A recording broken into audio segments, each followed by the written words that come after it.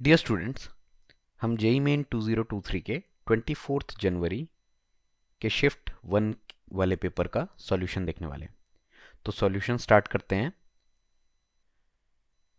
पहला क्वेश्चन है, हमारे पास दो चार्जेस हैं Q1 Q2 जिन्हें हमने डिस्टेंस d से सेपरेट किया हुआ है और एक मीडियम में रख दिया जिसका डाइलेक्ट्रिक कांस्टेंट k है। इनके बीच में कुछ फोर्स एग्जिस्ट कर रहा होगा। हमें सेम फोर्स चाहिए, लेकिन इस बार इन चार्जेस को एयर में रखना है। तो इसके लिए इक्विवेलेंट डिस्टेंस कितना होना चाहिए, ऐसा सवाल में पूछा गया है। तो अगर लेट से कि हम इनको एयर में रखते हैं, इनके बीच का जो इक्विवेलेंट डिस्टेंस चाहिए दैट इज x। तो एयर की प्रेजेंस में जो फोर्स की वैल्यू आएगी वो आएगी 1/4 pi epsilon not multiplied by Q1 Q2 divided by distance x का स्क्वायर, ये आ जाएगा। सिमिलरली अगर इन्हें मीडियम में रखा था तो मीडियम में जो फोर्स आता 1/4 pi epsilon not dielectric constant k Q1 Q2 divided by D square, इस तरह का एक्सप्रेशन आता। तो यहां पर से अगर हम लोग सॉल्व करें तो x की value √k multiplied by D निकल के आती है, जो कि हमारे पास ऑप्शन 4 में गिवन है। तो ये इसका करेक्ट आंसर है। नेक्स्ट प्रॉब्लम की तरफ बढ़ते हैं। नेक्स्ट प्रॉब्लम में हमको बोला गया है कि 1 ग्राम लिक्विड को हमने वेपर में कन्वर्ट किया है 3 × 10⁵ पास्कल्स के प्रेशर पे, मतलब प्रेशर कांस्टेंट है यहाँ पे। और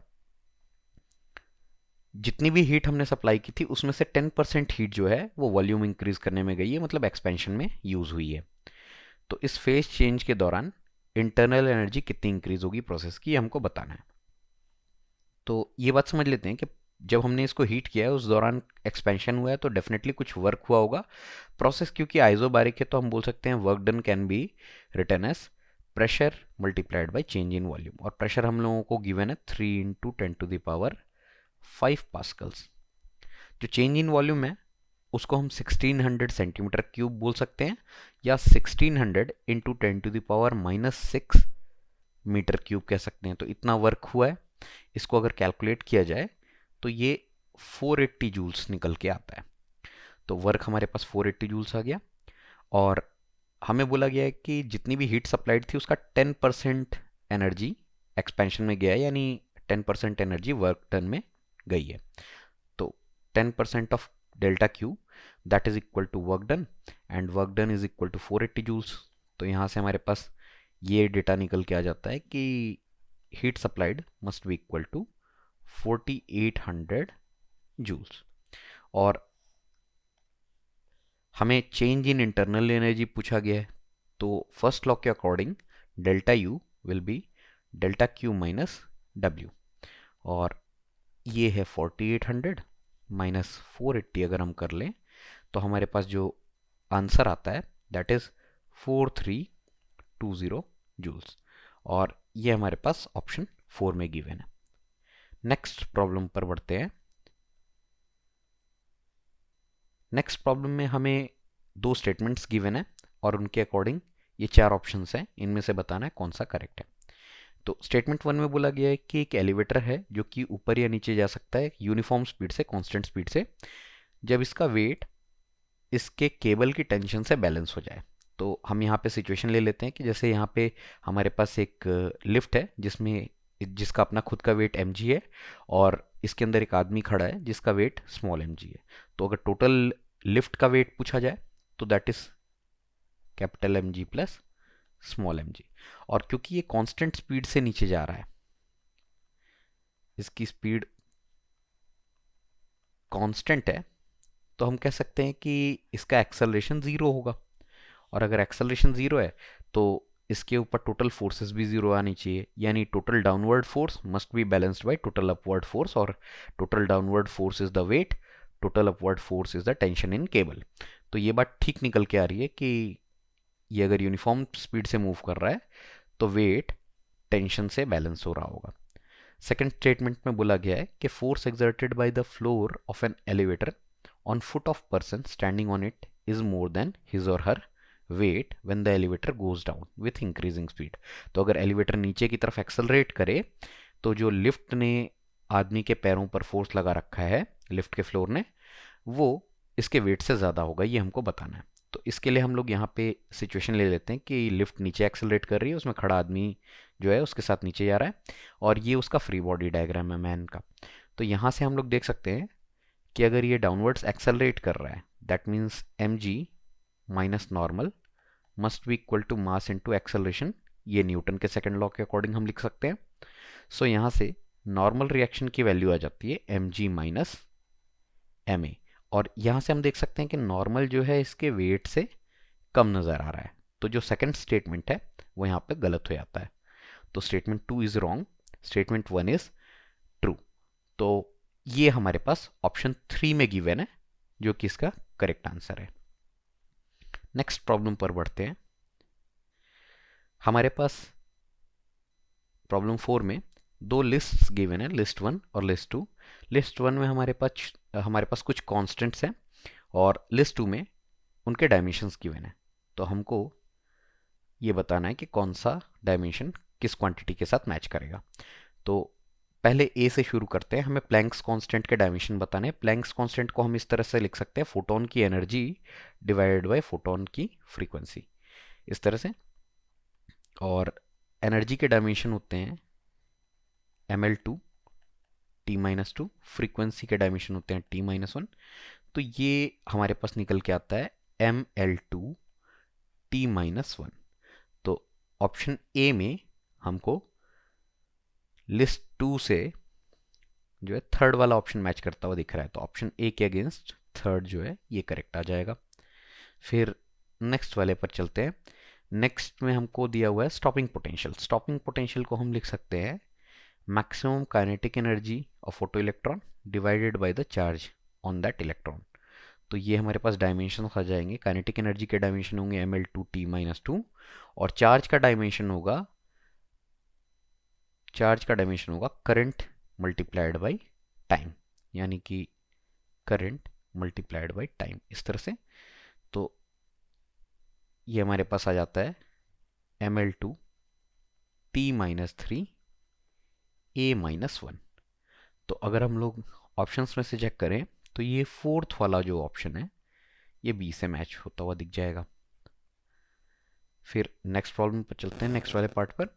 वर्क फंक्शन, मेटल का वर्क फंक्शन, ये मिनिमम एनर्जी होती है जितनी फोटोन की एनर्जी होनी चाहिए ताकि इलेक्ट्रॉन को फ्री कर सके। तो वर्क फंक्शन जो होता है उसका भी डायमेंशन एक तरह से एनर्जी का ही डायमेंशन हो गया, तो ml2 t-2।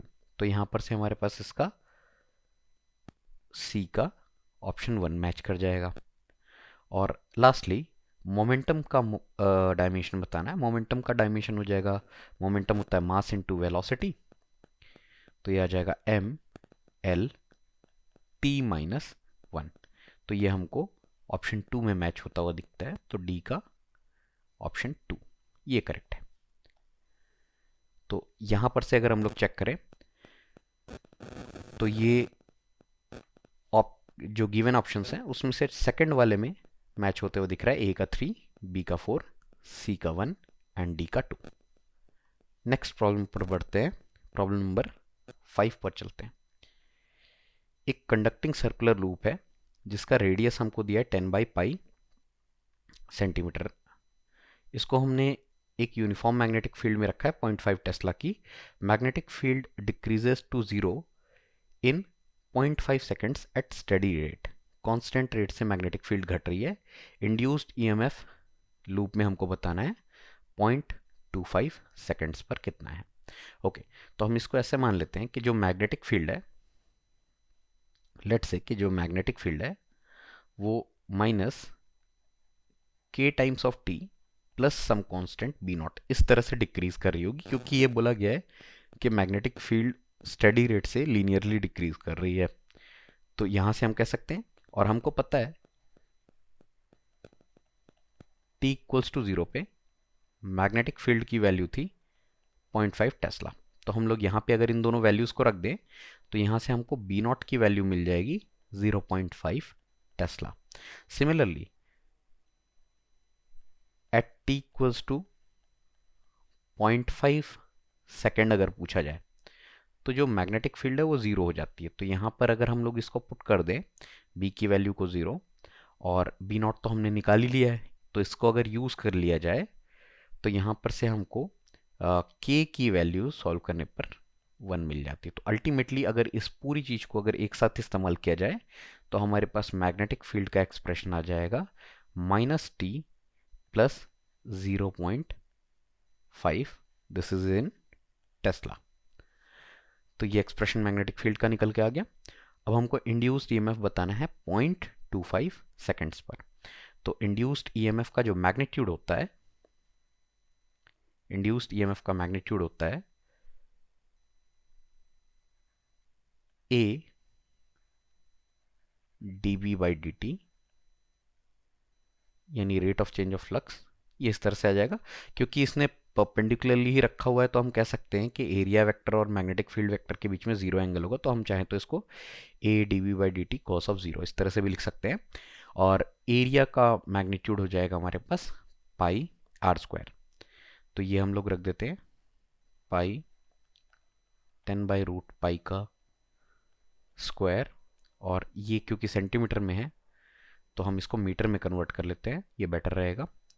तो 10/पाई ना लिख के मैं इसे 0.1/पाई मीटर का square multiplied by dV by dt। अगर इसको डिफरेंशिएट किया जाए तो ये जो है इसका डिफरेंशिएशन यहाँ पर से निकल के आ जाता है। dV बाई dt का मैग्नीट्यूड अगर निकालना हो तो डिफरेंशिएशन करेंगे तो -t का डिफरेंशिएशन -1 आता है, और मॉडुलस लेने के बाद ये 1 हो जाएगा। 0.5 का डिफरेंशिएशन 0 ही हो जाता है, तो इसकी जगह पे हम लोग 1 रख सकते हैं डायरेक्टली। और यहाँ पर से हमारे पास इंड्यूस्ड ईएमएफ की वैल्यू निकल के आ जाएगी। तो यहाँ पर से अगर हम लोग सॉल्व करके देखें तो ये आ जाता है 0.01, और हम चाहें तो इसको, दिस इज इन वोल्ट्स, हम चाहें तो इसको 10 मिली वोल्ट्स कह सकते हैं। तो यहाँ से हमको ये जो थर्ड ऑप्शन है ये सही होता हुआ नज़र आ जाएगा। नेक्स्ट वाले प्रॉब्लम पर बढ़ते हैं, प्रॉब्लम 6 की तरफ चलते हैं। हमको एक रेडियो एक्टिव डीके का प्रोसेस दिया हुआ है और हमको ये बताना है कि लास्ट वाला प्रोडक्ट, फाइनल प्रोडक्ट क्या तैयार हो रहा है। तो यहाँ पे हमको पहले दिया हुआ है कि जो ए है इसका एटॉमिक नंबर जो है वो 84 है, मास नंबर 218 दिया हुआ है, ये अल्फा डीके कर रहा है। अल्फा डीके में जो एटॉमिक नंबर होता है वो 2 से और मास नंबर 4 से डिक्रीज कर जाता है। तो जो A1 तैयार होगा, A1 हमारे पास तैयार होने वाला है, A1 can be written as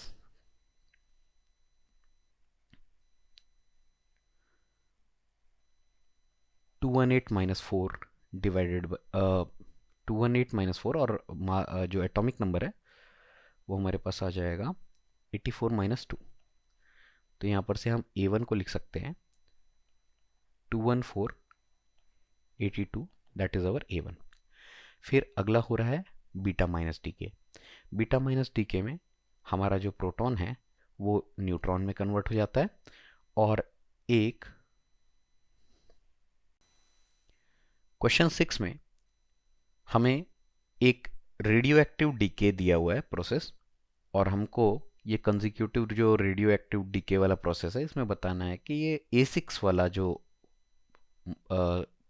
nucleus है ये कौन सा न्यूक्लियस तैयार हो रहा है। तो शुरू करते हैं। ये जो ए वाला न्यूक्लियस है ये अल्फा डीके करके A1 में कन्वर्ट हो रहा है, और अल्फा डीके में जो एटॉमिक नंबर है वो 2 से और एटॉमिक मास जो है वो 4 के अमाउंट से कम हो जाता है। तो जो A1 होगा उसको हम चाहें तो इस तरह से लिख सकते हैं कि 218 माइनस 4 डिवाइड, और यहाँ पे जो एटॉमिक नंबर है यहाँ पे आ जाएगा 84 माइनस 2। तो मास जो है वो 4 के अमाउंट से और एटॉमिक नंबर जो है वो 2 के अमाउंट से घट गया। तो यहाँ पर से हमारा बन जाता है A1 214 और 82। नाउ सेकंड प्रोसेस हो रहा है beta minus decay. Beta minus decay में एक न्यूट्रॉन एक प्रोटॉन में कन्वर्ट होता है और एक बीटा पार्टिकल को एमिट करता है, एक इलेक्ट्रॉन को एमिट करता है। तो यहाँ से हम लोग चाहें इस तरह के प्रोसेस में हमारा जो एटॉमिक नंबर है वो 1 से बढ़ जाता है, एटॉमिक मास पे कोई भी फर्क नहीं पड़ता। तो जो हमारा A2 होगा वो हमारा हो जाना चाहिए 214। एटॉमिक मास तो सेम ही रहेगा, बट एटॉमिक नंबर 1 के अमाउंट से बढ़ जाएगा, तो यानी 82 + 1, तो यहाँ से A2 आ जाता है हमारा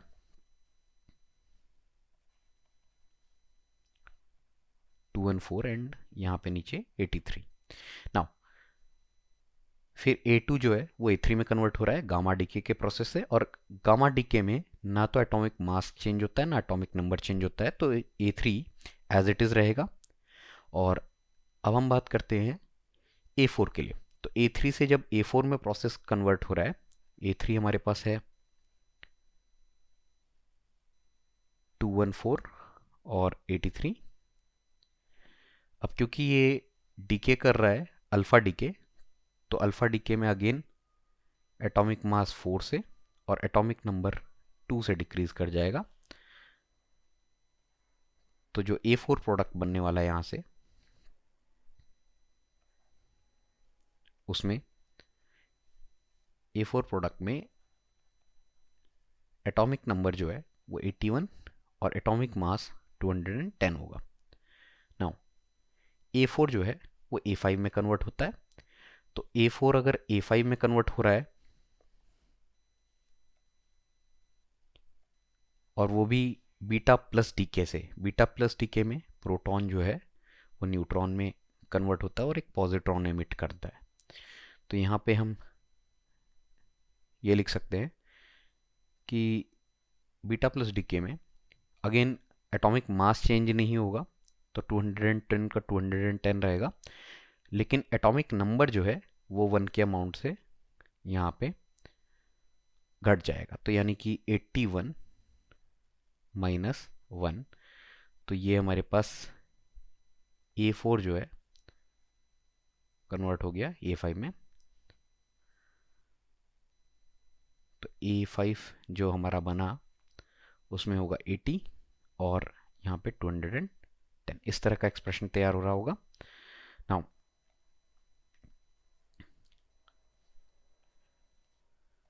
यहाँ पर से हम लोग अगले वाले प्रोसेस की तरफ चलते हैं। A5 से A6 की तरफ देखते हैं। तो यहाँ पे गामा डीके हो रहा है और इसमें भी प्रोसेस में ना तो एटॉमिक नंबर अफेक्ट होगा ना एटॉमिक मास अफेक्ट होगा, तो इस हिसाब से जो फाइनल प्रोडक्ट होगा उसका मास नंबर और एटॉमिक नंबर जो है वो 210 एंड 80 होना चाहिए, यानी ऑप्शन 3 जो है वो यहाँ से हमको करेक्ट दिखाई देगा। नेक्स्ट वाले प्रॉब्लम पर बढ़ते हैं, प्रॉब्लम 7 की तरफ चलते हैं। प्रॉब्लम 7 में हमें दो स्टेटमेंट्स गिवन है, असर्शन और रीजन, और हमें गिवन 4 ऑप्शंस में से बताना है कौन सा करेक्ट है। पहला स्टेटमेंट बोलता है कि photodiodes are preferably operated in reverse bias condition for light intensity measurement. तो फोटोडायोड जो होता है वो एक स्पेशल पर्पस डायोड होता है जिसको रिवर्स बायस कंडीशन में ही यूज़ किया जाता है। तो ये स्टेटमेंट बिल्कुल ठीक है। और इसका रीज़न दिया हुआ है कि current in the forward bias is more then current in reverse bias for PN junction diode. तो पीएन जंक्शन डायोड में जो फॉरवर्ड बायस का करंट होता है वो ज़्यादा होता है रिवर्स बायस के करंट से, अगर ब्रेकडाउन वोल्टेज रिवर्स बायस में यूज़ नहीं किया गया तो यहाँ ब्रेकडाउन वोल्टेज की कोई बात भी नहीं की गई है, तो हम उसको नेग्लेक्ट करके चलते हैं। नॉर्मल केसेस में जो फॉरवर्ड बायस है उसमें करंट ज़्यादा होता है रिवर्स बायस के मुकाबले। तो ये स्टेटमेंट भी करेक्ट है, लेकिन ये ऊपर वाले असर्शन को एक्सप्लेन नहीं कर रहा होता है। ठीक है, तो यानी कि ऑप्शन ए बोलता है कि ए फॉल्स है, आर ट्रू है, रीजन ट्रू है। टू बोलता है कि असर्शन ट्रू है, रीजनिंग फॉल्स है। तो दोनों ही ट्रू है यहाँ पे, लेकिन एक्सप्लेनेशन नहीं है। तो ऑप्शन 3 जो है that is the correct answer. अगले सवाल की तरफ बढ़ते हैं, क्वेश्चन नंबर 8 को देखते हैं। The maximum height, vertical height to which a man can throw a ball is 136 metre. तो मतलब अगर एक आदमी मैक्सिमम हाइट तक बॉल फेंकना चाहता है तो 136 मीटर तक फेंक सकता है। तो इसकी प्रोजेक्शन की स्पीड हम यहाँ से निकाल सकते हैं। हम वाई डायरेक्शन में यानी वर्टिकल डायरेक्शन में V square is equal to U square plus 2a multiplied by Y, ये लगा लेते हैं। तो फाइनल स्पीड तो बॉल के रुकने पर 0 हो जाएगी। इनिशियल स्पीड हमको जाननी है, ट्वाइस ऑफ ग्रेविटी हमारी इनिशियल स्पीड के अगेंस्ट एक्ट करेगी, और जो डिस्प्लेसमेंट दिया हुआ है वो 136 मीटर्स गिवन है। तो यहां से हमारे पास आ जाता है 272 multiplied by G, U square की वैल्यू आ जाती है। अब हमसे पूछा गया कि मैक्सिमम हॉरिजॉन्टल डिस्टेंस जहां तक ये थ्रो कर सकता है ये कितना होगा। तो मैक्सिमम हॉरिजॉन्टल डिस्टेंस निकालने के लिए हम रेंज का एक्सप्रेशन यूज कर सकते हैं, क्योंकि प्रोजेक्टाइल मोशन में अगर आप हॉरिजॉन्टली किसी भी चीज को थ्रो कर रहे हो तो जो रेंज आएगी वो मैक्सिमम हॉरिजॉन्टल डिस्टेंस देगी। और रेंज के लिए हम लोग एक्सप्रेशन यूज कर सकते हैं, U square sine of 2 theta divided by G. अगर हमें रेंज मैक्सिमम चाहिए तो ये रिजल्ट आपको मालूम होना चाहिए कि थीटा की वैल्यू 45 डिग्रीज होती है। तो इसको जैसे ही हम पुट करेंगे तो जो मैक्सिमम रेंज आएगी that will B you square की जगह पे हम 272 टाइम्स ऑफ जी रख देते हैं, और sine of 2 theta become sine 90 divided by, यहाँ पे साइन 90 डिग्री बन गया, डिवाइडेड बाई ग्रेविटी। तो यहाँ से ये कैंसल आउट हो जाएगा। तो जो मैक्सिमम रेंज निकल के आती है वो 272 मीटर्स निकल के आती है। तो ऑप्शन 1 जो है यहाँ say that is correct. Problem 9 की तरफ चलते हैं। प्रॉब्लम 9 में बोला हुआ है कि हमें दो स्टेटमेंट्स गिवन है। Temperature of a gas is -73 degree Celsius, और जब इस गैस को 527 डिग्री सेल्सियस तक हीट किया गया तो आरएमएस स्पीड मॉलिक्यूल्स की डबल हो जाती है, ऐसा बोला गया है। इस स्टेटमेंट को वेरीफाई कर सकते हैं हम लोग। जो आरएमएस स्पीड होती है that is equal to √3 times of R into temperature divided by molecular mass, ये आ जाता है। और हम लोग दोनों अलग अलग टेम्परेचर पे चेक कर लेते हैं, -73 डिग्री सेल्सियस पर भी और 527 डिग्री सेल्सियस पर भी। तो हम देख सकते हैं कि आरएमएस स्पीड अगर हम लिख रहे हैं बेसिकली, तो इसमें 3 गैस कांस्टेंट और मॉलिक्यूलर मास गैस का ये कांस्टेंट ही है। तो हम चाहें तो इस तरह से भी लिख सकते हैं कि आरएमएस स्पीड यहाँ पे डायरेक्टली प्रोपोर्शनल होगा टेम्परेचर के। और इस लॉजिक से अगर हम लोग -73 डिग्री सेल्सियस वाले टेम्परेचर पे आरएमएस स्पीड को कंपेयर करें तो VRMS1 बोल देते हैं इसको। That will be directly proportional to √/-73 degree Celsius. और -73 डिग्री सेल्सियस को अगर हम टेम्परेचर में रखना मतलब टेम्परेचर की जगह पर रखना चाहें तो केल्विन स्केल में रखना पड़ेगा, जो कि हो जाएगा 200 केल्विन। और सेकंड सिचुएशन में दिया हुआ है कि आरएमएस स्पीड सेकंड सिचुएशन के लिए ये प्रोपोर्शनल आएगी 527 डिग्री सेल्सियस के। तो 527 डिग्री सेल्सियस को अगर केल्विन्स में कन्वर्ट किया जाए तो ये निकल के आता है 800 केल्विन्स। तो अगर यहाँ पे दोनों का हम रेशियो ले लें, VRMS1 डिवाइडेड बाई VRMS2, अगर ये रेशियो लिया जाए तो यहाँ पर से हमको दिखाई देगा कि ये √200/800 बन जाएगा, जो कि √1/4 यानी हाफ आ जाता है। तो हम कह सकते हैं कि जो 527 डिग्री सेल्सियस पर टेम्परेचर है, यहाँ पर जो आरएमएस स्पीड आ रही है ये -73 वाले टेम्परेचर पे जो आरएमएस स्पीड थी इसका डबल है। तो स्टेटमेंट 1 जो है ये हमको करेक्ट दिखाई देता है। फिर स्टेटमेंट 2 को देख लेते हैं। Product of pressure and volume of an ideal gas will be equal to translational kinetic energy of the molecule. जो ट्रांसलेशनल काइनेटिक एनर्जी की बात कर रहा है, तो ट्रांसलेशनल काइनेटिक एनर्जी होती है 3/2 nRT। जबकि हमको पता है आइडियल गैस इक्वेशन से कि PV की वैल्यू होती है nRT के बराबर। तो यहां से प्रोडक्ट ऑफ प्रेशर और वॉल्यूम ट्रांसलेशनल काइनेटिक एनर्जी के बराबर नहीं दिखाई दे रहे। ये translational kinetic energy must be 3/2 times of pressure into volume. तो जो सेकंड स्टेटमेंट है ये गलत दिखाई दे रहा है। तो स्टेटमेंट 1 जो है ये ट्रू है, बट स्टेटमेंट 2 फॉल्स है। तो इससे ऑप्शन 1 जो है ये बिल्कुल सही हो जाता है। तो ये हमारा क्वेश्चन नंबर 9 था। क्वेश्चन नंबर 10 की तरफ चलते हैं। क्वेश्चन नंबर 10 में हमें एक मॉड्यूलेटिंग सिग्नल दिया हुआ है स्क्वायर वेव का, और कैरियर वेव की इक्वेशन दी है। तो मॉड्यूलेशन इंडेक्स के बारे में पूछा जा रहा है। जो मॉड्यूलेशन इंडेक्स होता है वो डिफाइन किया गया है amplitude of modulating signal, modulating wave, divided by amplitude of carrier wave. और यहाँ से हम देख सकते हैं कि मॉड्यूलेटिंग वेव का ग्राफ से हमको एम्पलीट्यूड मिल जाता है 1 के बराबर, जबकि जो कैरियर वेव की इक्वेशन लिखी है, कैरियर वेव की इक्वेशन से हमको दिखाई देता है कि इसका एम्पलीट्यूड जो है वो 2 है। तो इसका करेक्ट आंसर हो जाना चाहिए 1/2। तो ऑप्शन 2 जो है ये यहाँ से करेक्ट है। नेक्स्ट हम लोग प्रॉब्लम नंबर 11 की तरफ बढ़ते हैं। प्रॉब्लम 11 में बोला हुआ है कि एक सर्कुलर लूप है जिसका रेडियस r है, ये करंट I कैरी कर रहा है। मैग्नेटिक फील्ड की रेशियो हमको बतानी है सेंटर पर लूप के, और डिस्टेंस स्मॉल r पर सेंटर से लूप के एक्सिस पर। तो मैग्नेटिक फील्ड की वैल्यू अगर हम एक्सिस पर चेक करें और सेंटर पे चेक करें, पहले हम सेंटर पे निकाल लेते हैं। तो सेंटर पर जो मैग्नीट्यूड आता है वो आता है mu naught I divided by twice of radius, जबकि जो एक्सिस होती है वहां पर आता है म्यू नॉट आई रेडियस का square divided by twice of radius का स्क्वायर प्लस सेंटर से डिस्टेंस का स्क्वायर, इसकी पावर 3/2।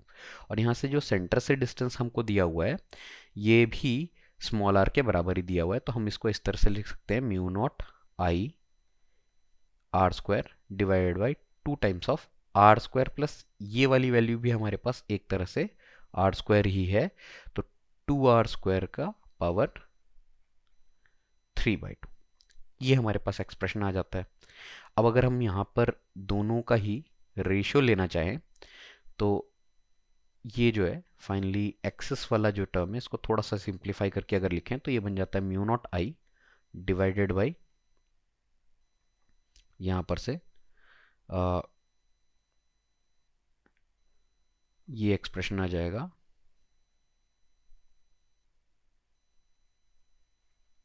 2 × 4√2 टाइम्स ऑफ आर, ऐसा एक्सप्रेशन बन जाएगा। और अगर हम लोग यहाँ पर से इनका रेशियो ले ले, magnetic field on the axis by magnetic field on the centre, अगर ये रेशियो लिया जाए तो ये रेशियो हमारे पास आ जाएगा 4√2 डिवाइडेड बाई 2 के बराबर, बिकॉज बाकी सारी चीज़ें कॉन्स्टेंट्स हैं, वो सारे के सारे कैंसिल आउट हो जाएंगी। और ये हमारे पास बी एक्सिस। क्वेश्चन 11 में कुछ इस तरह की सिचुएशन दी है कि एक सर्कुलर लूप है जिसका रेडियस r है, इसमें करंट I फ्लो कर रहा है। हमको मैग्नेटिक फील्ड का रेशियो बताना है सेंटर पे सर्कुलर लूप के और सेंटर से स्मॉल r डिस्टेंस पर, दोनों का रेशियो बताना है।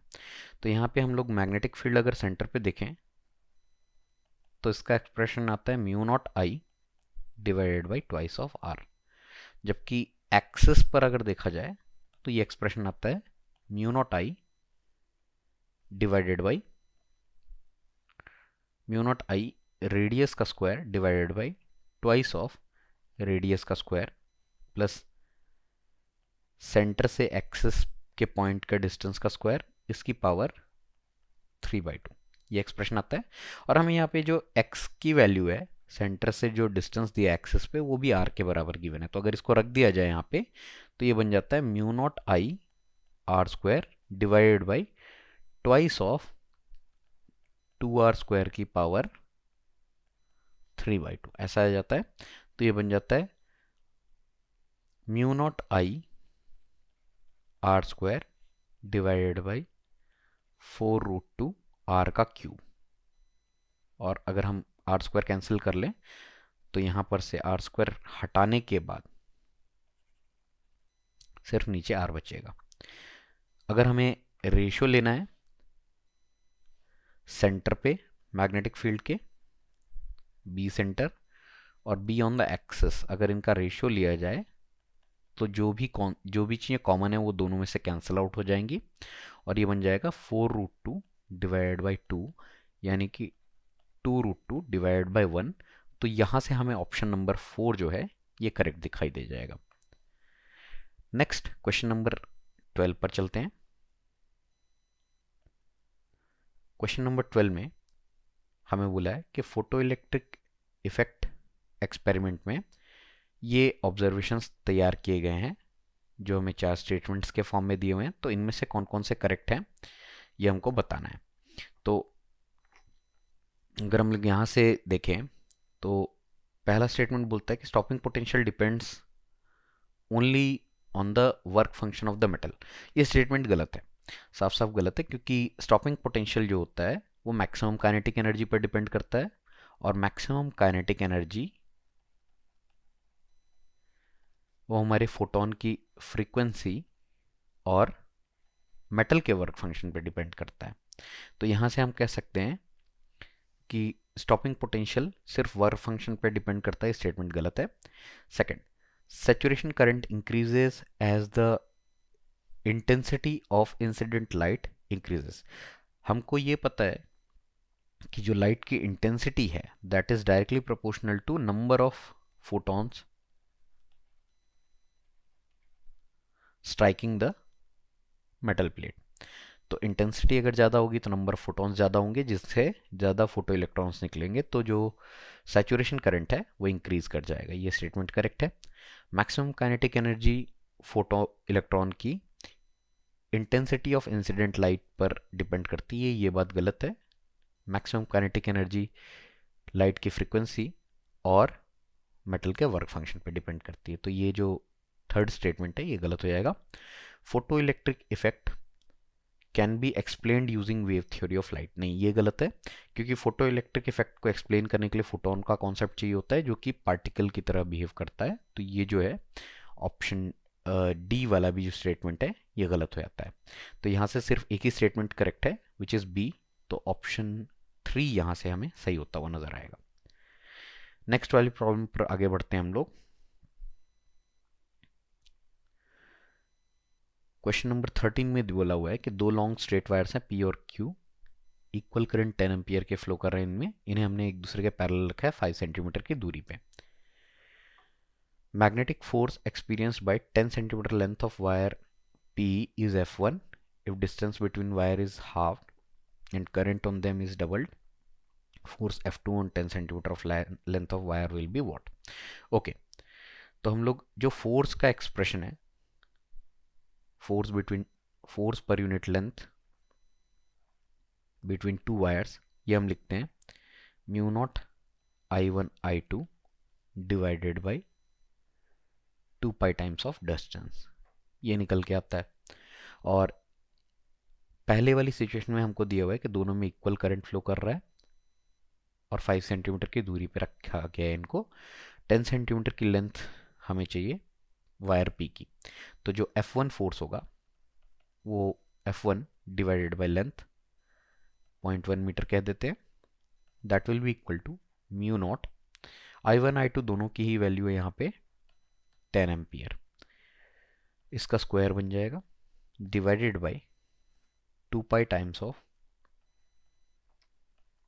डिस्टेंस। डिस्टेंस हमारे पास यहाँ पे दिया हुआ है 5 सेंटीमीटर, तो 5 into 10 to the power -2 metre, ये लिख लेते हैं।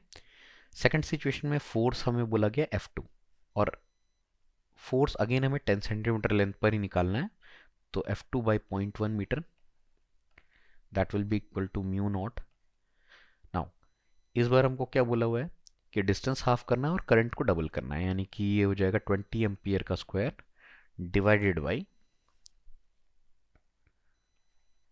2 pi times of 2.5 into 10 to the power -2 metre. Now ये हमारे पास इक्वेशन 1 है, ये हमारे पास इक्वेशन 2 है। तो यहाँ पर से अगर हम लोग इन दोनों का रेशियो ले लें तो हमको मिलता है on solving we get F2 is equal to 8 times of F1। तो ऑप्शन 4 वाला जो जो ऑप्शन है ये आपको करेक्ट होता हुआ नजर आएगा। नाउ क्वेश्चन नंबर 13 के बाद क्वेश्चन नंबर 14 पर बढ़ते हैं। क्वेश्चन नंबर 14 में हमको बोला गया है कि दो स्टेटमेंट्स गिवन है, इनमें से हमको चेक करके बताना है कि कौन से स्टेटमेंट करेक्ट हैं और कौन से गलत हैं। तो स्टेटमेंट 1 में बोला गया है Brewster's angle for light propagating from air to glass is theta B, और then Brewster's angle for light propagating from glass to air is pi by 2 minus theta B. तो इसको कंफर्म करके हमको बताना है। और सेकंड स्टेटमेंट में बोला हुआ है कि Brewster's angle for light propagating from glass to air is tan inverse of mu g where mu g is the refractive index of glass। तो यहाँ से हम देख लेते हैं, ये स्टेटमेंट सेकंड स्टेटमेंट तो वैसे करेक्ट है, यहाँ से हम डायरेक्टली बोल सकते हैं क्योंकि ब्रीवेस्टर्स एंगल जो है इस तरह से लिखा जाता है। अगर हम लोग कोई एक इंसिडेंट रे ले लें, इंसिडेंट रे है जो कि नॉर्मल के साथ यहाँ पे थीटा एंगल बनाती हुई, थीटा बी एंगल बनाती हुई इंसिडेंट है, तो यहाँ पे हम लोग जो ब्रीवेस्टर्स एंगल लिखते हैं उसके लिए रिलेशन आता है tan theta B is equal to mu of the glass. Mu G is the refractive index of glass और एयर का रिफ्रैक्टिव इंडेक्स 1 लेके चल रहे हैं, तो यहाँ से theta B is tan inverse of mu G. ये रिलेशन करेक्ट आ जाता है डायरेक्टली। नाउ यहाँ पे इंसिडेंट रे जब ग्लास की सरफेस से टकरा रही है तो कुछ हिस्सा इसका रिफ्लेक्ट करके जा रहा होगा, तो ये रिफ्लेक्टेड रे है, और reflected ray again theta B के एंगल पर ही जाएगी। और ब्रीवेस्टर्स एंगल तब बोला जाता है जब रिफ्लेक्टेड रे और जो ट्रांसमिटेड रे है, अंदर जो ट्रांसमिट हो रही है या रिफ्रैक्टेड रे जिसे बोल सकते हैं, इनके बीच में 90 डिग्री का एंगल तैयार हो रहा है। ठीक है, तो ये 90 डिग्री का एंगल होता है, और अगर ये थीटा बी बोला गया है तो ये एंगल हमारे पास 90 माइनस थीटा बी आ जाता है, बिकॉज नॉर्मल जो है सरफेस के साथ 90 डिग्री का एंगल बना रहा है, और इस हिसाब से ये एंगल हो गया थीटा बी। तो यहाँ पर से जो नीचे वाला नॉर्मल है इसके साथ हमारे पास रिफ्रैक्टेड रे का एंगल आ जाता है 90 माइनस थीटा बी, यानी pi by 2 minus theta B. तो अब हम यहाँ से देख सकते हैं कि अगर इंसिडेंट रे एयर से ग्लास के अंदर जा रही है तो उसके लिए ब्रीवेस्टर्स एंगल है थीटा बी, जबकि अगर ये ग्लास से एयर में आती तो इसके लिए इंसिडेंस का एंगल होता pi by 2 minus theta B. तो स्टेटमेंट 2 तो हमको करेक्ट है, ये तो पता है। स्टेटमेंट 1 भी यहाँ से हमें सही दिखाई देता है, तो दोनों के दोनों ही स्टेटमेंट्स जो हैं वो। क्वेश्चन 14 में हमारे पास दो स्टेटमेंट्स गिवन है। स्टेटमेंट 1 हमें बोलता है कि ब्रीवेस्टर्स एंगल अगर लाइट की रे एयर से ग्लास में जा रही है तो थीटा बी है, और अगर ये ग्लास से एयर में वापस आ रही है तो pi by 2 minus theta B होगा।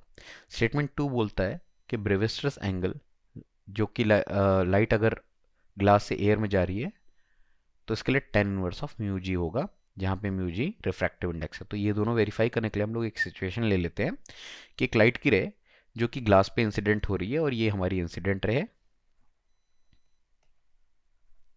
इसका कुछ हिस्सा रिफ्लेक्ट होगा,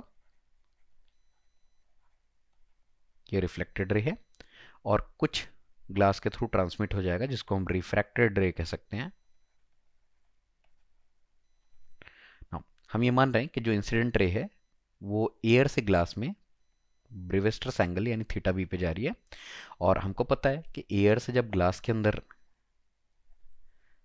रे जाती है तो ब्रीवेस्टर्स एंगल का रिलेशन निकल के आता है tan theta B is equal to mu G. तो हम यहाँ से कह सकते हैं कि theta B is tan inverse of mu G. ये तब के लिए है जब इंसिडेंट रे एयर से ग्लास में जा रही है।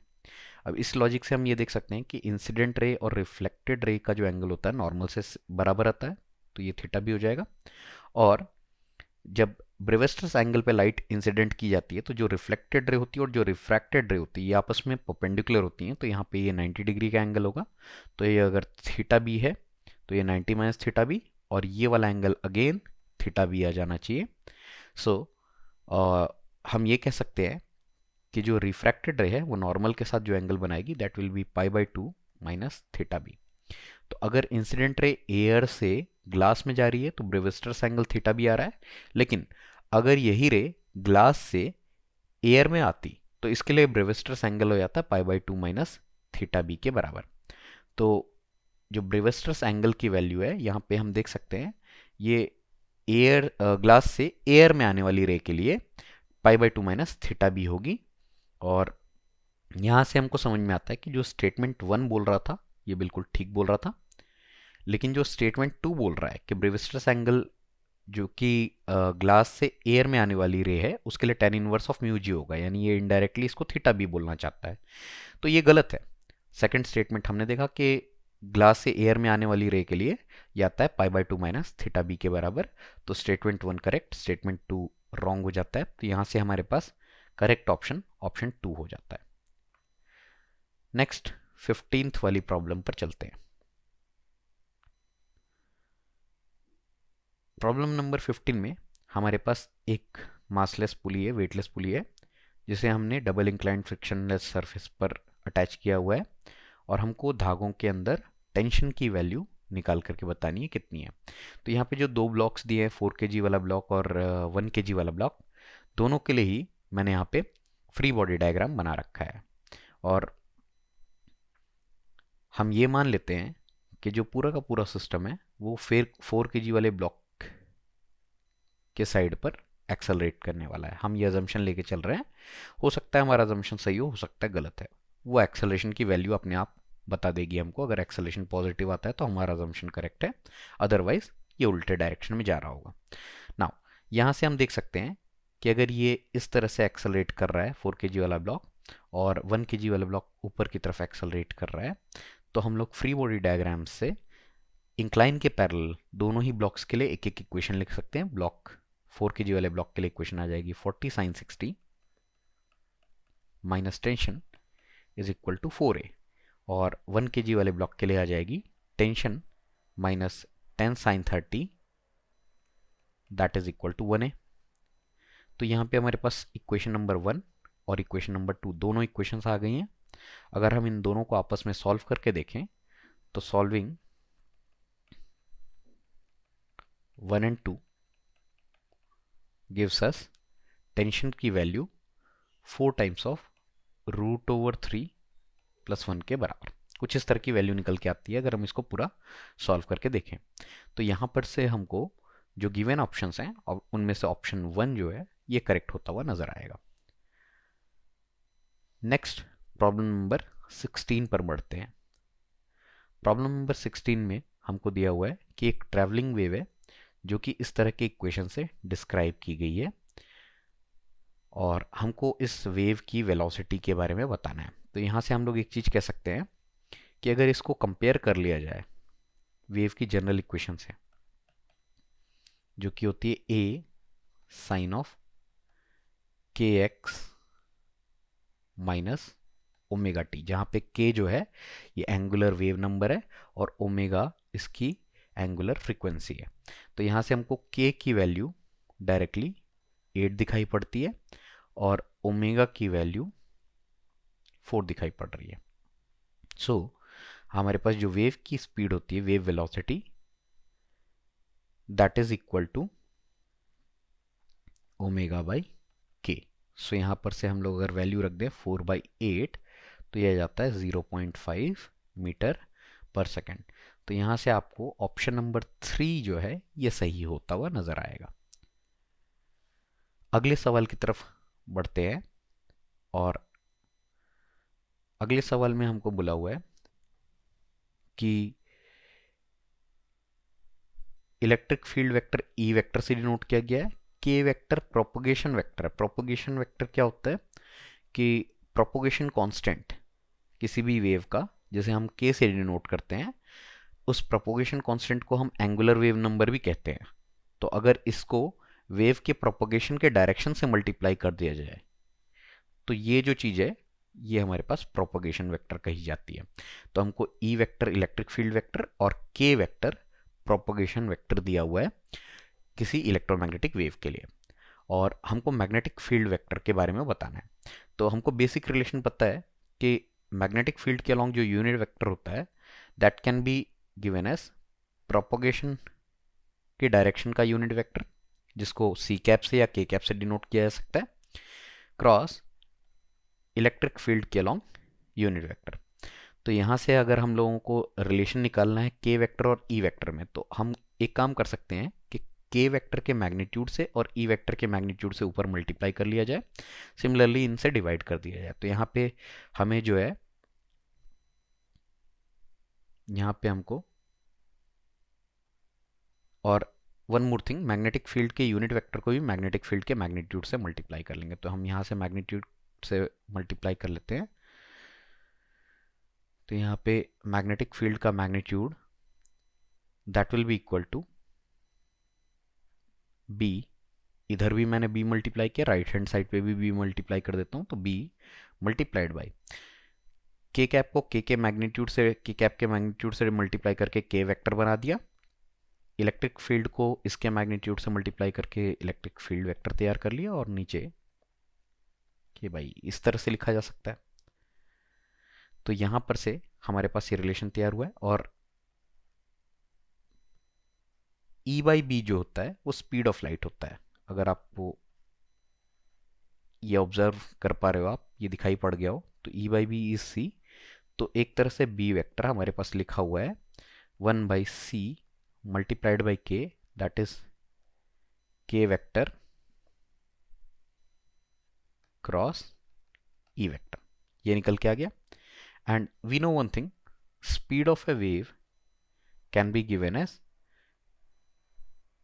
Angular frequency upon the angular wave number. तो यहाँ से हमको दिख जाता है कि सी के की वैल्यू को हम ओमेगा लिख सकते हैं। तो ये जो रिलेशन लिखा हुआ है ये सिंप्लीफाई हो जाएगा, magnetic field vector is equal to 1/ओमेगा K vector cross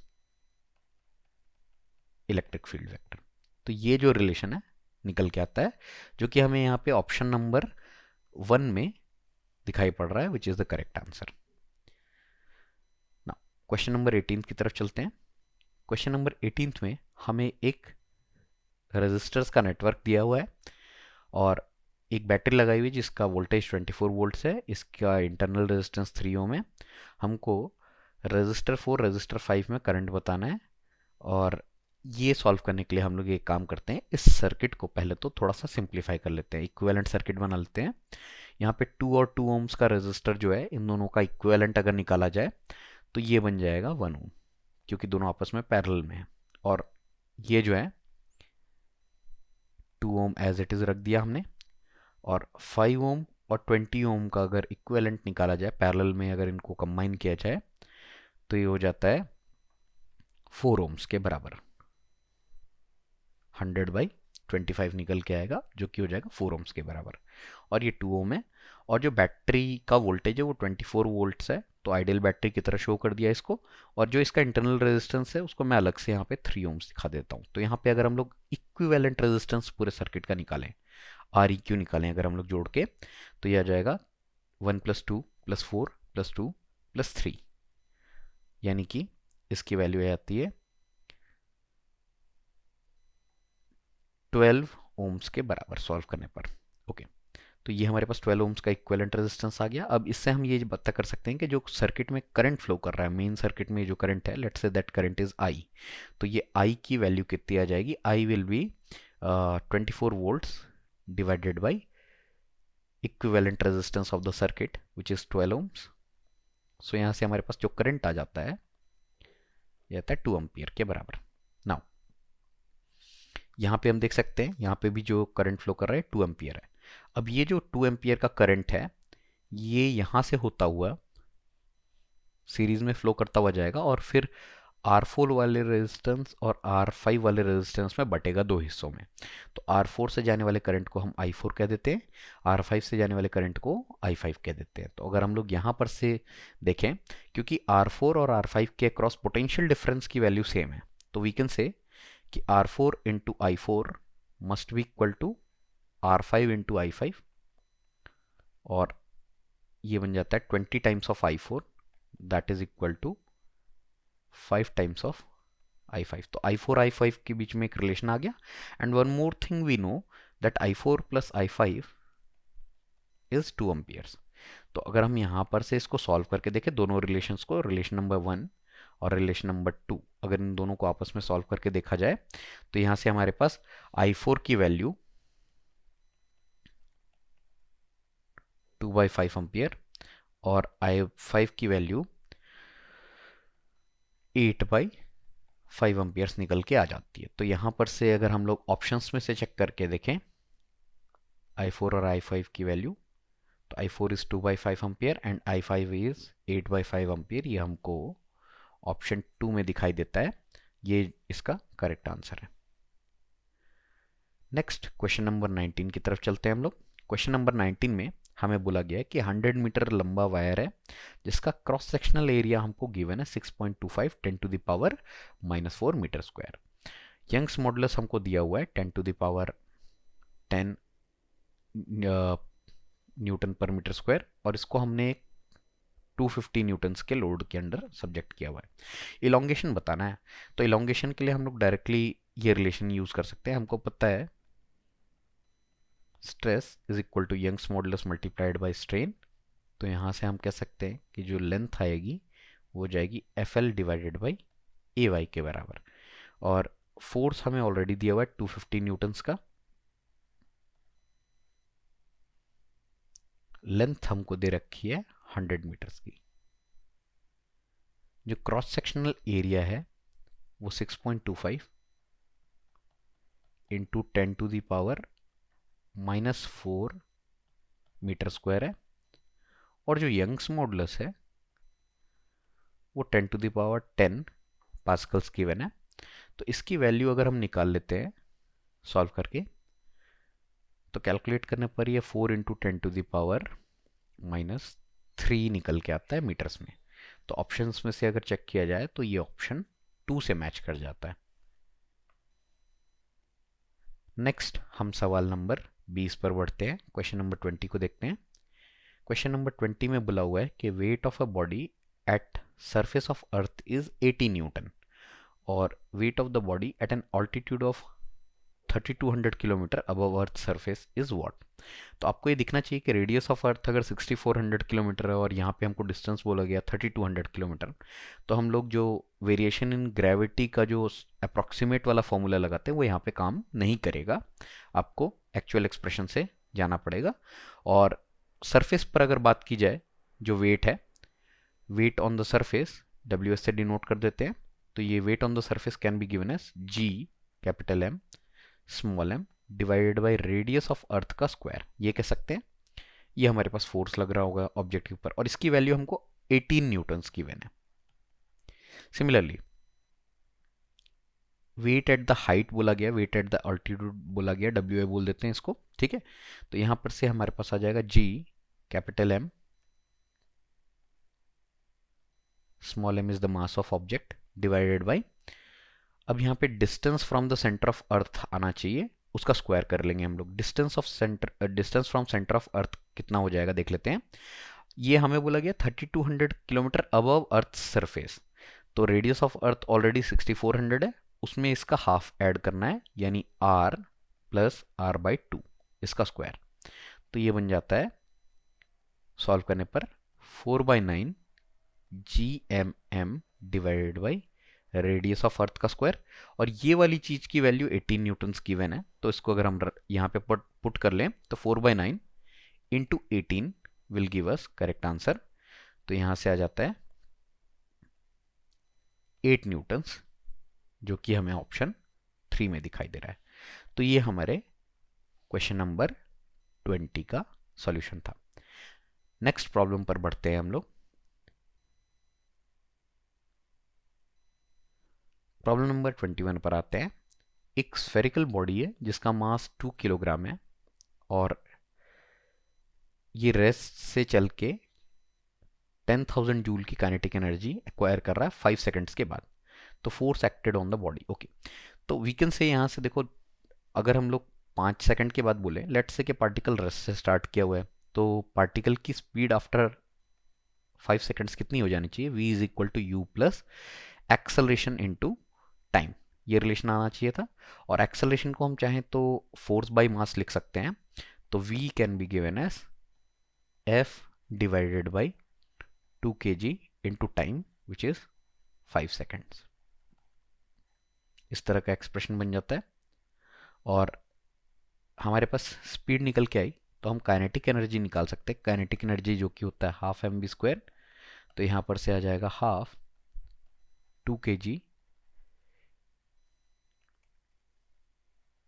multiplied by speed का स्क्वायर जो कि हो गया f² डिवाइड बाई 4 इंटू 25, ये हमारे पास आ जाता है।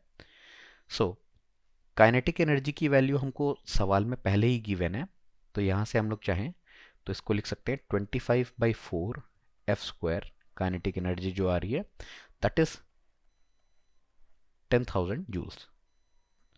और यहाँ से अगर हम लोग सॉल्व करके देख लें तो ये हमारे पास आ जाता है यहाँ पर से अगर हम लोग सॉल्व करके देखें तो ये आ जाता है f² की वैल्यू 1600, यानी कि हमारे फोर्स की वैल्यू आ जाएगी 40 न्यूटन्स। तो ये जो है यहाँ पे हमारे करेक्ट आंसर आना चाहिए 40। नेक्स्ट प्रॉब्लम पर आगे बढ़ते हैं हम लोग, सवाल नंबर 22 की तरफ चलते हैं। क्वेश्चन नंबर 22 में हमको बोला हुआ है कि एक ब्लॉक है जिसका मास 2 किलोग्राम है, इसको हमने दो आइडेंटिकल स्प्रिंग से अटैच किया जिनका स्टिफनेस कांस्टेंट 20 न्यूटन पर मीटर दिया हुआ है, और ब्लॉक को हमने फ्रिक्शनलेस सरफेस पर रखा हुआ है, स्प्रिंग्स को रिजिड सपोर्ट से अटैच किया हुआ है। अगर मास को हम थोड़ा सा इक्विलिब्रियम पोजीशन से डिस्प्लेस कर दें तो ये SHM परफॉर्म करता है, और टाइम पीरियड ऑसिलेशन का है π/√x, ये हमको बोला गया। तो x की वैल्यू निकाल के यहाँ पर से बतानी है। ओके, लेट्स से अगर हमने इसको ब्लॉक को यहाँ पर से, जो मीन पोजीशन है इसकी फिलहाल रिलैक्स्ड पोजीशन है, यहाँ से अगर हमने इसको x डिस्टेंस राइट की तरफ खिसका दिया तो यहाँ पे स्प्रिंग्स जो हैं वो कंप्रेस हो जाएंगे, एक तो कंप्रेस होगा और एक इलोंगेट होगा, और दोनों के दोनों फोर्स लगाना स्टार्ट करेंगे इसके ऊपर, और दोनों के दोनों फोर्स लेफ्ट साइड लगना स्टार्ट होंगे। यहाँ से हम कह सकते हैं कि जो कंप्रेस होगा वो भी kx अमाउंट का फोर्स लगाएगा, जो इलोंगेट होगा वो भी kx अमाउंट का फोर्स लगाएगा। तो इसके ऊपर जो टोटल रिस्टोरिंग फोर्स आ गया वो 2kx आ गया, that is equal to mass into acceleration. तो हम यहाँ से एक्सेलरेशन की वैल्यू, एक्सेलरेशन का जो मैग्नीट्यूड आएगा वो 2k/m x के बराबर पा रहे हैं। और अगर डायरेक्शन वाइज सोचा जाए तो जिस डायरेक्शन में एक्सेलरेशन है इसका वो लेफ्ट की तरफ है, जबकि डिस्प्लेसमेंट पार्टिकल का राइट किया गया था। तो हम एक्सेलरेशन और डिस्प्लेसमेंट की डायरेक्शन को कंसिडर करें तो यहाँ एक माइनस साइन आना चाहिए, और एक्सेलरेशन हमको दिखाई दे रहा है -ω² x वाले फॉर्म का। ठीक है, तो यहाँ से हमको एंगुलर जो एंगुलर फ्रीक्वेंसी होती है वो मिल जाती है √2k/m, और एक बार एंगुलर फ्रीक्वेंसी मिल गई तो टाइम पीरियड मिल जाता है। टाइम पीरियड इज 2π/एंगुलर स्पीड, यानी कि 2π√m/2k। सो यहाँ से हम वैल्यू पुट कर देते हैं सभी की, तो टाइम पीरियड निकल के आ जाएगा। टाइम पीरियड हमारे पास आएगा 2π मल्टीप्लाइड बाई मास हमको 2 किलोग्राम्स की गिवन है, और twice of stiffness constant which is 20 Newton पर मीटर, ये दिया हुआ है। तो यहाँ से हम लोग चाहें तो इसको सॉल्व करके π/√5 निकाल सकते हैं, और यहाँ से आपको दिखाई दे जाएगा कि x की जो वैल्यू आ रही है वो 5 यूनिट्स निकल के आ रही है। तो यहाँ पर से 20 सेकेंड वाले का आंसर 5 है। नेक्स्ट क्वेश्चन नंबर 23 पर बढ़ते हैं। 23 वाले सवाल में हमको बोला गया है कि ये अज्यूम कर ले कि प्रोटॉन और न्यूट्रॉन का मास इक्वल है, और एक न्यूक्लियॉन का मास हमें 1.6 10⁻⁻27 किलोग्राम गिवन है। रेडियस हमको 1.5 10⁻⁻15 मास नंबर की पावर 1/3 मीटर्स दिया हुआ है। इस तरह से दिया हुआ है approximate ratio of nuclear density और वाटर की डेंसिटी 10⁻13 दी हुई है। तो इसकी वैल्यू हमको निकाल के बतानी है। तो पहले हम न्यूक्लियस की डेंसिटी निकाल लेते हैं, रो न्यूक्लियस निकाल लेते हैं। रो न्यूक्लियस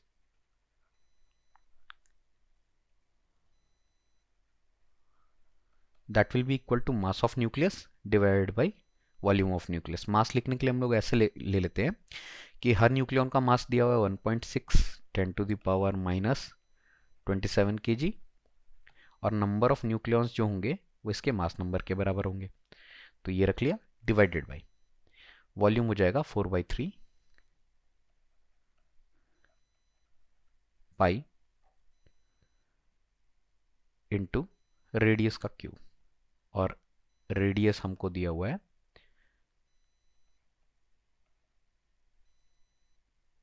रेडियस हमको गिवन है 1.5 10 to the power minus 15 a to the power 1/3, इसका क्यूब कर लेते हैं। तो अगर आप इसको सॉल्व करके देखें तो ये approximately 11.3 into 10 to the power 16 kg पर मीटर क्यूब निकल के आती है ये वैल्यू। और डेंसिटी ऑफ वाटर जो होती है दैट इज 1000 kg पर मीटर क्यूब।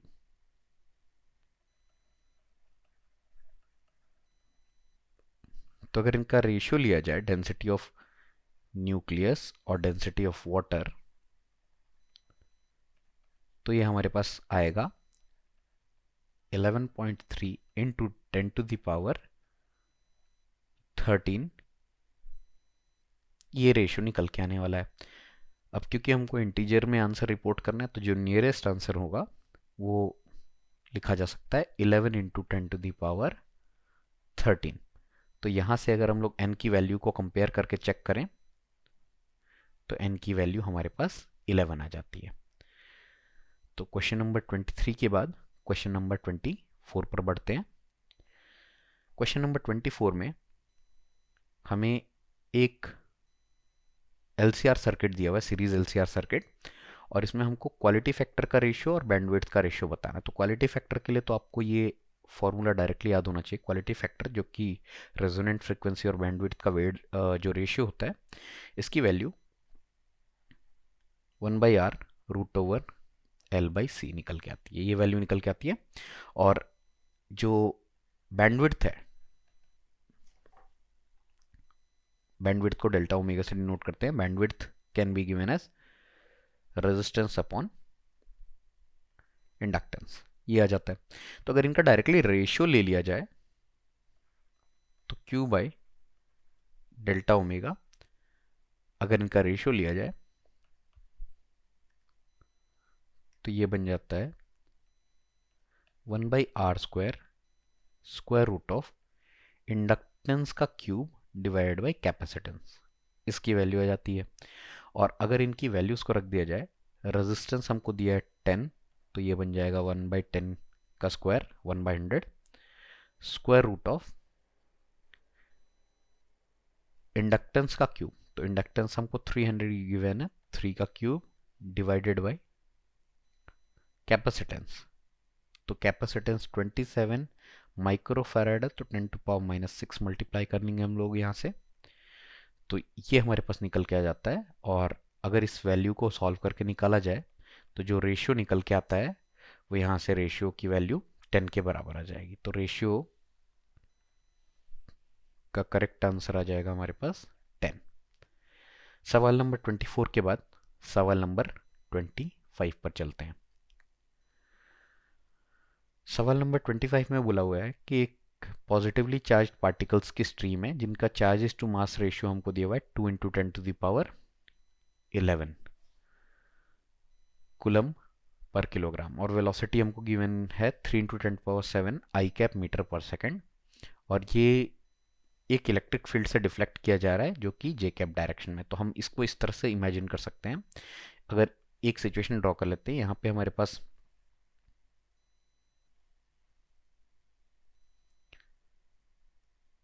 ये जो है रीजन है, फील्ड हमारी 10 सेंटीमीटर के रीजन में एग्जिस्ट कर रही है। ये जो ये डिस्टेंस दिया हुआ है दिस इज 10 सेंटीमीटर। इस 10 सेंटीमीटर के रीजन में यहाँ पर एक इलेक्ट्रिक फील्ड एग्जिस्ट कर रही है ऊपर के डायरेक्शन में, और इलेक्ट्रिक फील्ड का मैग्नीट्यूड हमको दे रखा है। Let's say the electric field is E, ये कह सकते हैं। और ये जो 10 सेंटीमीटर की लेंथ है, फिलहाल मैं इसको डी से डिनोट कर देता हूँ। अब हमारा जो चार्ज पार्टिकल है जिसका चार्ज q है, मास m है, ये अपनी वेलोसिटी v लेके इस तरह से एंटर कर रहा है x, पॉजिटिव x डायरेक्शन में, electric field positive y direction में। हमें ये बताना है कि ये कितना ऊपर की तरफ डिफ्लेक्ट हो जाएगा, ये निकाल के बताना है। नाउ प्रॉब्लम को सॉल्व करने के लिए हम लोग ये देख लेते हैं कि इस चार्ज पार्टिकल को क्रॉस करने में, इस रीजन को क्रॉस करने में टाइम कितना लगने वाला है। Time will be distance travelled upon speed in x direction. धीरे धीरे इसकी स्पीड वाई डायरेक्शन में डेवलप होगी क्योंकि इलेक्ट्रिक फील्ड एक फोर्स लगाएगी। तो वाई डायरेक्शन में जो इसका एक्सेलरेशन निकल के आएगा उसके कारण जो वेलोसिटी इन वाई डायरेक्शन होगी, या डिस्प्लेसमेंट इन वाई डायरेक्शन हमको निकालना है, तो डिस्प्लेसमेंट डायरेक्टली निकाल लेते हैं। Displacement in direct Y direction will be initial velocity in Y direction which is 0 into time plus half acceleration into time का स्क्वायर। ये रिलेशन आ जाना चाहिए वाई डायरेक्शन के लिए। और एक्सेलरेशन को हम चाहें तो फोर्स डिवाइडेड बाय मास लिख सकते हैं। तो ये हमारे पास आ जाता है हाफ फोर्स हो जाएगा electric field multiplied by charge divide by mass, acceleration दे देता है, इंटू टाइम का स्क्वायर, इस तरह से आ जाएगा। तो जो डिस्प्लेसमेंट होगा या शिफ्ट होगा वाई डायरेक्शन में, ये हमारे पास आ जाएगा हाफ इलेक्ट्रिक फील्ड की वैल्यू हम यहाँ पे रख देते हैं 1.8, और क्योंकि एसआई यूनिट्स में गिवन है तो डायरेक्टली आ जाएगा। चार्ज की वैल्यू है हमारे पास 2 into 10 to the power, charge is to mass का रेशियो जो है वो हमें 2 इंटू 10 टू पावर 11 दिया हुआ डायरेक्टली। और टाइम का स्क्वायर है तो टाइम के स्क्वायर को हम डी का स्क्वायर बाई वी का स्क्वायर लिख सकते हैं। डी इज 10 सेंटीमीटर जो कि 0.1 मीटर हो जाता है। तो 0.1 का स्क्वायर डिवाइडेड बाई स्पीड की वैल्यू है 3 इंटू 10 टू पावर 7, तो 0.1 divided by 3 into 10 to power 7, इस पूरी क्वांटिटी का स्क्वायर हो जाएगा यहाँ से। तो अगर हम लोग यहाँ पर से इसको पूरा सॉल्व करके निकालते हैं तो जो हमें डिफ्लेक्शन की वैल्यू निकल के आती है वो आती है 2 into 10 to the power -3 metres, या इसे हम कह सकते हैं कि 2 मिलीमीटर। तो यहाँ पे जो इसका करेक्ट आंसर होगा that is 2। Next question number 26 की तरफ बढ़ते हैं। क्वेश्चन नंबर 26 में हमको दिया हुआ है कि एक सॉलिड स्फीयर है A जो कि रोटेट कर रहा है एक्सिस PQ के अबाउट, और रेडियस स्फीयर का 5 सेंटीमीटर है। तो रेडियस ऑफ जायरेशन PQ वाली लाइन के अबाउट कितना आएगा। तो रेडियस ऑफ जायरेशन निकालने के लिए पहले हम इसका मोमेंट ऑफ इनर्शिया निकाल लेते हैं। Moment of inertia about PQ line that will B 2/5 mr² plus, अगर ये अपने एक्सिस पे घूम रहा होता तो 2/5 mr² होता, सेंटर ऑफ मास से पास होने वाली एक्सिस के अबाउट। और क्योंकि ये घूम रहा है PQ वाली एक्सिस के अबाउट तो m इंटू डिस्टेंस का स्क्वायर, जहाँ पे d की वैल्यू 10 सेंटीमीटर है तो इसकी वैल्यू रख देते हैं। तो 2/5 मास हम m मान लेते हैं, रेडियस हमको दिया हुआ है 5 सेंटीमीटर, इसका square plus mass m into 10 centimetre का स्क्वायर, ऐसा आ जाएगा। और ये मोमेंट ऑफ इनर्शिया PQ के अबाउट है।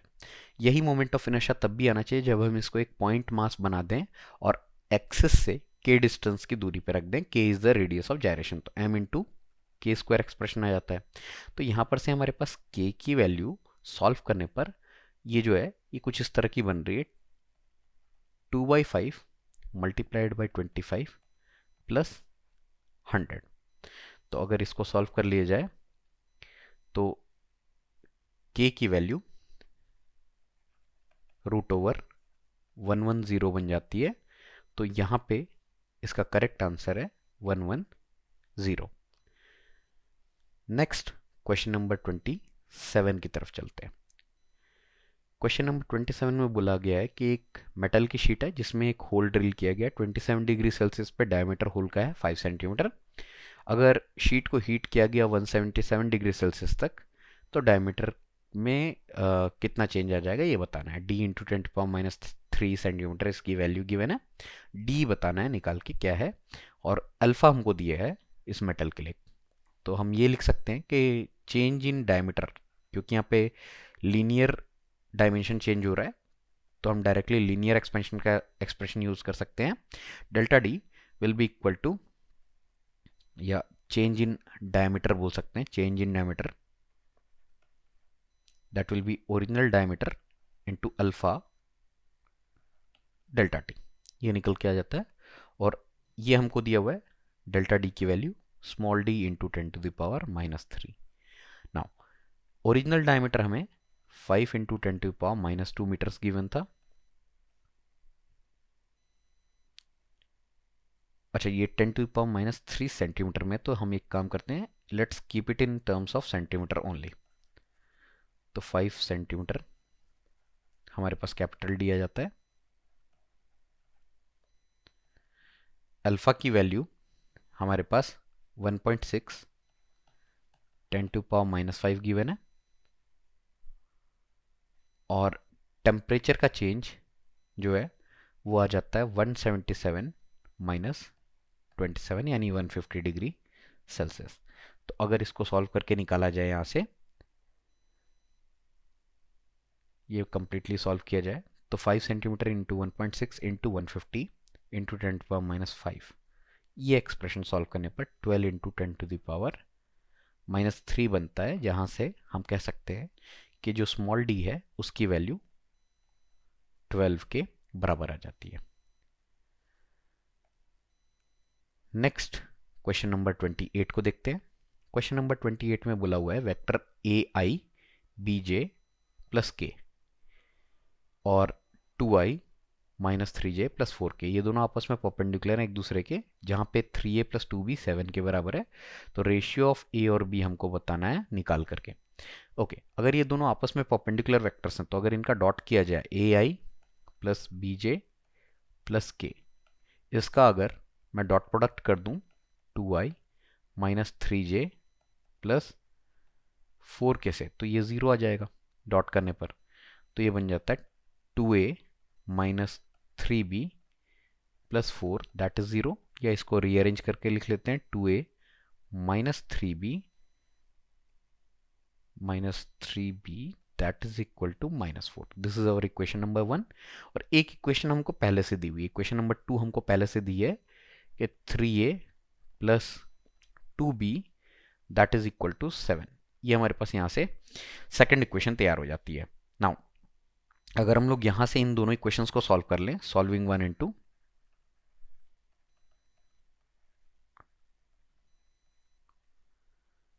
We get a as 1 and b as 2।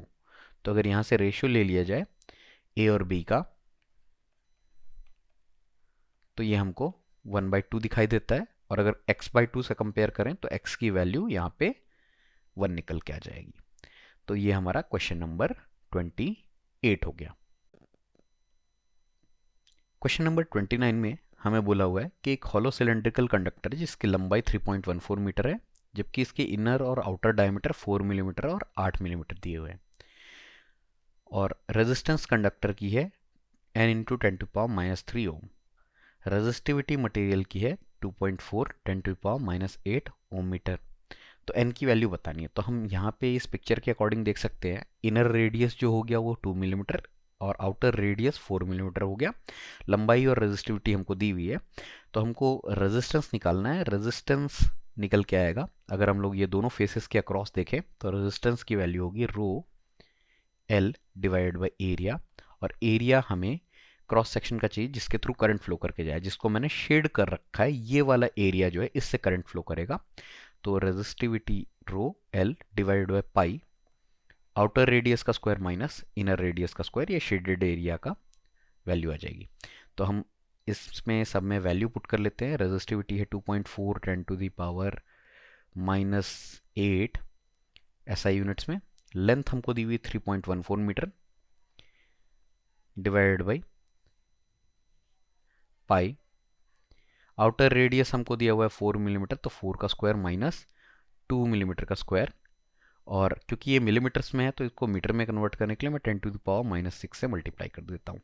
तो ये जो रेजिस्टेंस है, अगर हम लोग इसको सॉल्व करके निकालते हैं तो इसकी वैल्यू 2 इंटू 10⁻³ निकल के आती है ओम्स में। तो यहाँ से अगर हम n को कंपेयर करके देखें तो n की वैल्यू 2 निकल के आएगी। आगे बढ़ते हैं, नेक्स्ट हम लोग क्वेश्चन नंबर 30 पर चलते हैं। क्वेश्चन नंबर 30 में हमें ये बोला हुआ है कि एक थिन प्लेनो कनकेव लेंस और एक थिन प्लेनो कन्वेक्स लेंस इस तरह से रखे हुए हैं जैसा फिगर में आप देख सकते हैं, और जो ऑब्जेक्ट है वो इन्फिनिटी पे रखा हुआ है। Radius of curvature both lenses का 30 सेंटीमीटर गिवन है। रिफ्रैक्टिव इंडेक्स हमको दिया है मटेरियल का दोनों ही लेंसेस के लिए 1.75। तो ये बताना है कि अगर ये 40 सेंटीमीटर की दूरी पे रखे हैं दोनों आपस में एक दूसरे से, तो इस कॉम्बिनेशन के कारण जो इमेज होगी, फाइनल इमेज, वो कनकेव लेंस से कितनी दूरी पर बनेगी। तो ये हम देख लेते हैं। सबसे पहले तो हम लोग प्लेनो कनकेव वाले लेंस की फोकल लेंथ निकाल लेते हैं। 1/f1 is equal to refractive index of the lens 1.75 divided by the refractive index of air 1 into 1 by light incident की गई लेफ्ट साइड है, तो यहाँ पे रेडियस ऑफ कर्वेचर है -∞ माइनस 1 बाई इस साइड का रेडियस ऑफ कर्वेचर, क्योंकि ये हमको दिया हुआ 30 सेंटीमीटर, तो ये हम लिख लेंगे प्लस 30 सेंटीमीटर। तो यहाँ से सॉल्व करने पर जो 1/f1 की वैल्यू निकल के आती है, ये आती है -1/40 सेंटीमीटर। या ये कह लेते हैं कि जो प्रिंसिपल फोकल लेंथ होगी हमारी प्लेनो कनकेव लेंस की, वो -40 सेंटीमीटर। माइनस साइन बस ये बोल रहा है कि इसके लेफ्ट में लाई करेगा प्रिंसिपल फोकस। अब यहाँ पर से अगर हम लोग चेक करें तो जो इमेज बनेगी वो, क्योंकि ऑब्जेक्ट इन्फिनिटी पे है तो इमेज फोकस पे बननी चाहिए, और इमेज फोकस पे बनेगी, प्रिंसिपल फोकस इसका -40 सेंटीमीटर है, तो यहाँ पे -40 सेंटीमीटर कहीं पीछे बन रही होगी। नाउ सेकेंड वाले लेंस के लिए भी इसी तरह से हम लोग फोकल लेंथ निकाल लेते हैं। 1/f2 that is equal to 1.75 lens का रिफ्रैक्टिव इंडेक्स अपॉन एयर का -1 इंटू ये वाले सरफेस का रेडियस ऑफ कर्वेचर हमको दिया हुआ 30 सेंटीमीटर, तो 1/+30 माइनस 1 इसका रेडियस ऑफ कर्वेचर जो है वो -∞ रख लेते हैं। तो ये जो है अल्टीमेटली सॉल्व करने पर इसका भी जो फोकल लेंथ आएगा ये आएगा 1/f2 इज 1/+40 सेंटीमीटर। नाउ यहां से हम कह सकते हैं कि f2 की वैल्यू +40 सेंटीमीटर आ जाएगी। अब हमको ये तो समझ में आ गया कि जो कन्वेक्स वाला लेंस है उससे ऑब्जेक्ट रखा हुआ है 40 + 40 मीन्स जो यहाँ पे वर्चुअल ऑब्जेक्ट, वर्चुअल इमेज जो बन रही है वो यहाँ पे हमारे लिए ऑब्जेक्ट का काम कर रही है। तो ये जो डिस्टेंस है 40 सेंटीमीटर + 40 सेंटीमीटर, यानी हमारे पास जो ऑब्जेक्ट डिस्टेंस है सेकेंड लेंस के लिए दैट इज -40 सेंटीमीटर, और जो इसके कारण इमेज बनेगी उसके डिस्टेंस को हम बोल देते हैं v2 from the convex lens, है ना। कन्वेक्स वाले लेंस से v2 कह दिया तो ये हो जाएगा v2 will be u2f2 divided by u2 + f2 lens फॉर्मूले के अकॉर्डिंग। और ये है हमारे पास -40, सॉरी u2 की वैल्यू -40 नहीं -80 सेंटीमीटर होगी, तो इसको करेक्ट करके यहाँ पे रख लेते हैं -80 into f2 is +40 divided by